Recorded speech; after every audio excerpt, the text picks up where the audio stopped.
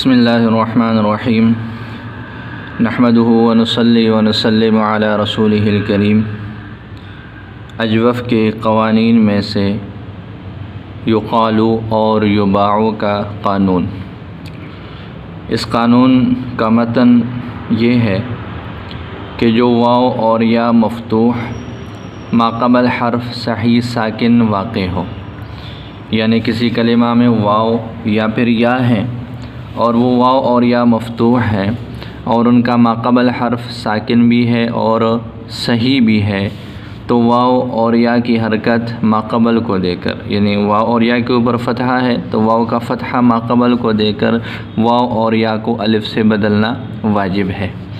جیسے یقالو اور یباعو کے اصل میں یقولو اور یبیعو ہے۔ اس میں دیکھیں واو مفتوح ماقبل حرف قاف ہے، صحیح بھی ہے، ساکن بھی ہے۔ یبیعو میں یا مفتوح ہے اور ماقبل حرف وہ با ہے، ساکن بھی ہے، صحیح بھی ہے، تو ان دونوں مقام پر واو اور یا کو الف سے بدل دیا جائے گا اور واو اور یا کا فتحہ ماقبل کو دے دیا جائے گا، جیسے یقالو اور یباعو۔ اس کی تعلیل کیسی ہوگی اور تعلیل کا طریقہ کار کیا ہے؟ تو وہی ترتیب ہے جیسے ہم پہلے سے پڑھتے آ رہے ہیں کہ پہلے وہ کلمہ لیں گے، پھر اس کے لیے اصل نکالیں گے، تو یقالو اصل میں یقولو بروزن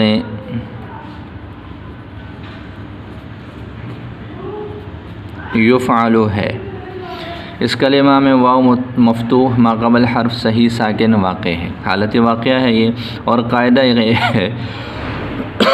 قانون یہ ہے کہ جہاں جو واو اور یا مفتوح ماقبل حرف صحیح ساکن واقع ہو تو واو اور یا کی حرکت ماقبل کو دے کر واو اور یا کو الف سے بدل دیتے ہیں۔ لہذا اس قاعدہ کے مطابق جب واو کو الف سے بدلا تو یہ یقولو سے یقالو بن جائے گا۔ اسی طرح یباعو اصل میں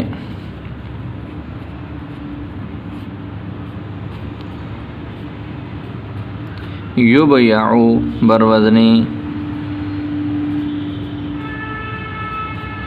یفعلو ہے۔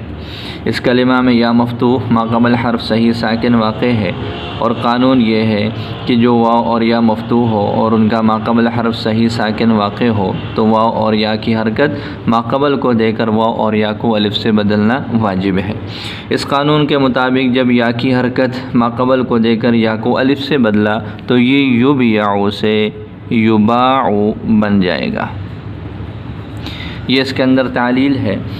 اس قانون کو جاری کرنے کے لیے اہل صرف نے قواعد کے ساتھ ساتھ جو ہے کچھ شرائط کا بھی ذکر کیا ہے۔ وہ شرائط کون کون سی ہیں اور کیا کیا اس کے لیے جو ہے وہ صورتیں ہیں، ابھی ہم اس کو پڑھ لیتے ہیں۔ ان شرائط میں سے پہلی شرط یہ ہے کہ یہ جو واو اور یا مفتوح ماقبل حرف ساکن ہو یہ متوسط کلمہ میں ہو، توسط میں ہو، درمیانی کلمہ میں ہو، آخر میں یا ابتدا میں نہ ہو۔ لہذا اس مثال میں دیکھیں دعوتن اور رمیتن میں واو مفتوح یا مفتوح ماقبل حرف صحیح ساکن واقع ہے، لیکن دعوہ اور رمیہ میں قانون جاری نہیں ہو رہا۔ الوعد الیسر میں یہاں پر یہ واو جو ہے وہ متحرک ہے اور اس کا ماقبل حرف صحیح ساکن واقع ہے۔ اسی طرح الیسر یہ اس کا جو ہے وہ الیسر بھی اس کے ساتھ ہو جائے گا کہ یا متحرک ہے اور ماقبل حرف جو ہے وہ صحیح ساکن واقع ہے، تو یہاں پر یہ قانون جاری ہونا چاہیے، لیکن چونکہ یہ شرط ہے کہ جی واو اور یا درمیانی کلمہ میں ہو، یہ ان دو مقام پر واو اور یا آخر میں ہے، ان دو مقام پر واو اور یا شروع میں ہے، اس وجہ سے یہ قاعدہ جاری نہیں ہوگا۔ دوسری شرط یہ ہے کہ جی واو اور یا مفتوح ہوں، لہذا یقولو اور یبیعو میں واو متحرک ماقبل حرف ساکن یا متحرک ماقبل حرف ساکن تو ہے، لیکن یہ واو اور یا مفتوح نہیں بلکہ مضموم اور مکسور ہے، یہ قاعدہ جاری نہیں ہو رہا۔ تیسری شرط یہ ہے کہ جی وہ فعل متصرف ہو۔ فعل متصرف کا مطلب یہ ہے کہ جی وہ ماضی اس کے جو ہے وہ اور صیغے بھی بنتے ہوں، جیسے ماضی کی گردان پوری بنتی ہے، مضارع کی گردان بنتی ہے۔ فعل تعجب نہ ہو۔ فعل تعجب کا صیغہ چونکہ ما اقولہ اور اقول، ما ابیعہ اور ابیع ہے، اس وجہ سے اس کا مزید آگے جو ہے وہ اس کے صیغے مزید مستقل نہیں بنتے، اس وجہ سے یہ فعل تعجب جو ہوتا ہے یہ فعل متصرف نہیں ہوتا بلکہ غیر متصرف ہوتا ہے۔ اس وجہ سے اگر بالفرض واو اور یا مفتوح ما قبل حرف ساکن فعل تعجب میں ہو تو وہاں پر یہ قانون جاری نہیں ہوگا، جیسے ما اقولہ ما ابیعہ میں واو اور یا مفتوح ما قبل حرف صحیح ساکن واقع ہے لیکن قانون جاری نہیں ہو رہا۔ 4 نمبر پر شرط یہ ہے کہ اس سے پہلے حرف صحیح ہو، جیسے قاولا اور بایع میں یا مفتوح ہے لیکن ما قبل حرف الف ہے جو حرف صحیح نہیں ہے، تو حرف صحیح سے مراد یہاں پر یہ ہے کہ جو حرف صحیح ہو اور حرف صحیح ہونے کے ساتھ ساتھ وہ قابل حرکت بھی ہونا ضروری ہے، صحیح بھی ہو اور قابل حرکت بھی ہو۔ تو لہٰذا یہ قاولہ اور بایع میں واو اور یا مفتوح سے پہلے الف ہے جو صحیح بھی نہیں ہے اور قابل حرکت بھی نہیں ہے، اس وجہ سے یہاں پر یہ قانون جاری نہیں ہو رہا۔ 5ویں شرط یہ ہے کہ پہلا حرف جو ہے وہ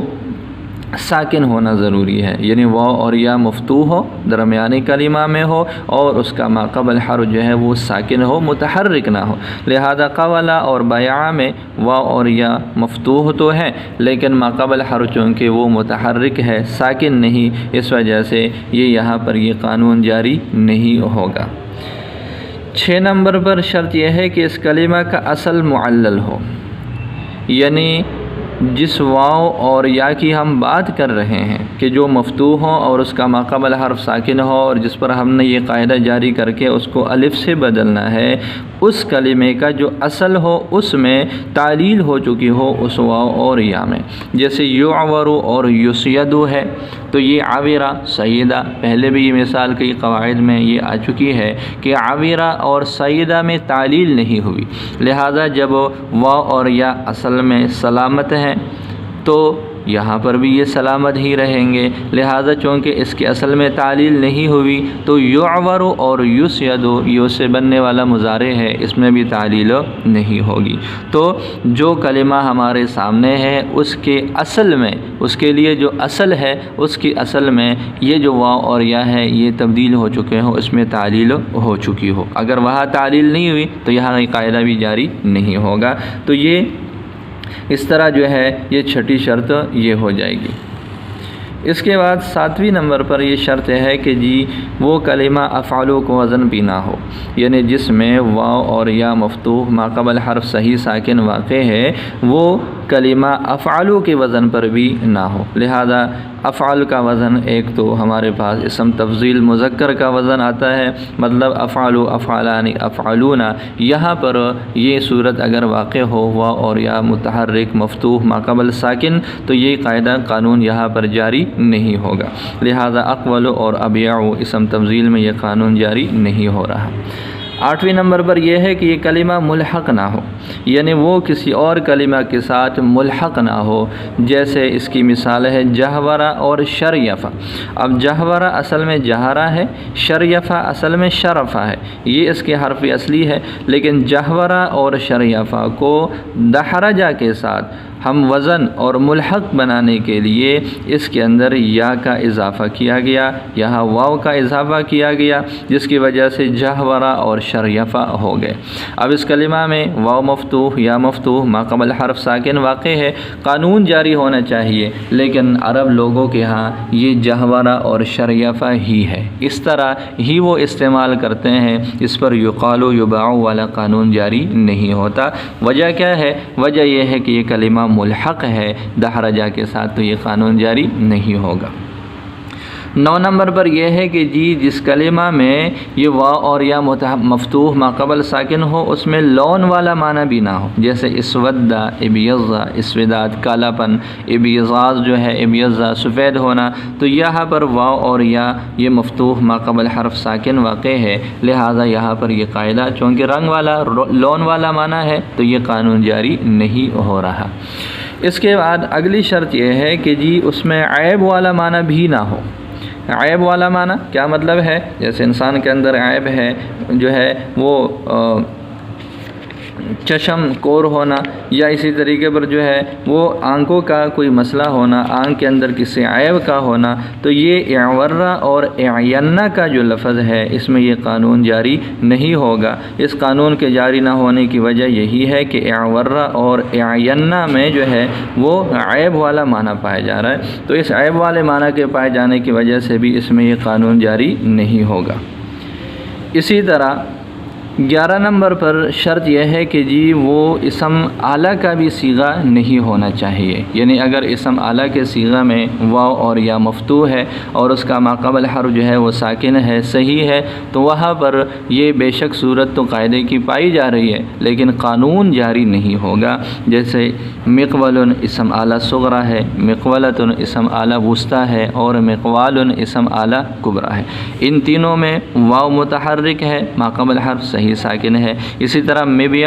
مبیعات اور مبیعن میں یا متحرک ہے، ماقبل حرف صحیح ساکن ہے۔ قانون کی صورت واقعہ ہے لیکن قانون جاری نہیں ہو رہا، اس لیے کہ یہ اسم اعلیٰ ہے۔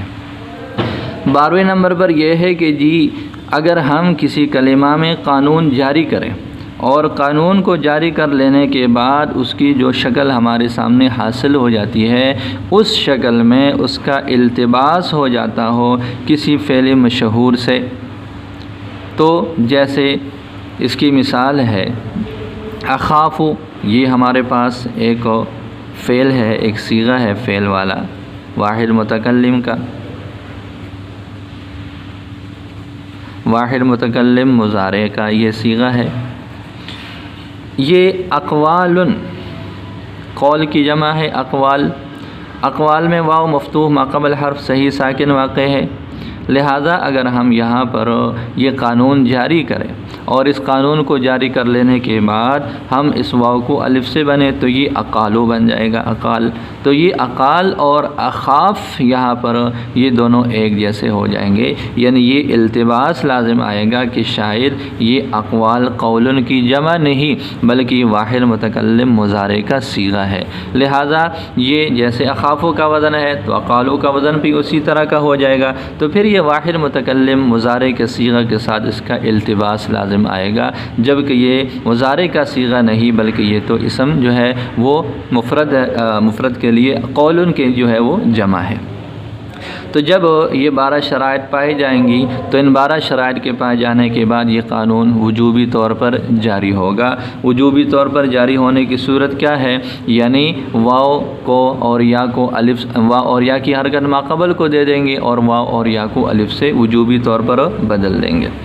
البتہ عربی کلام میں کچھ الفاظ ایسے بھی ہیں جہاں یہ صورت تو قانون کی پائی جا رہی ہے لیکن قانون جاری نہیں، جیسے مقودۃ، مسیدۃ، مشورۃ، او جی کہتے ہیں تبلیغی حضرات کہ جی آج مشورہ ہے، تو یہ مشورہ میں واو مفتوح ماقبل حرف صحیح ساکن واقع ہے، مسیدہ ہے، مقودہ ہے، تو یہ اسم ظرف کے صیغے ہیں۔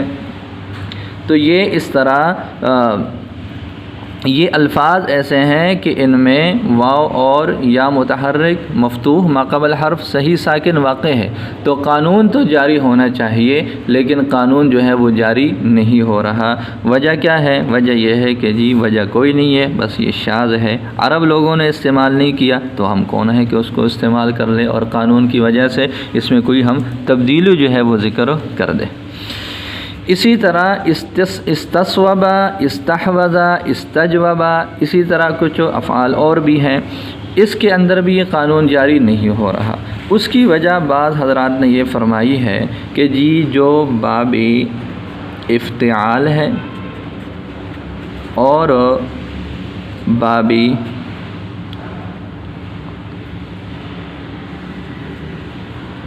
استفعال ہے،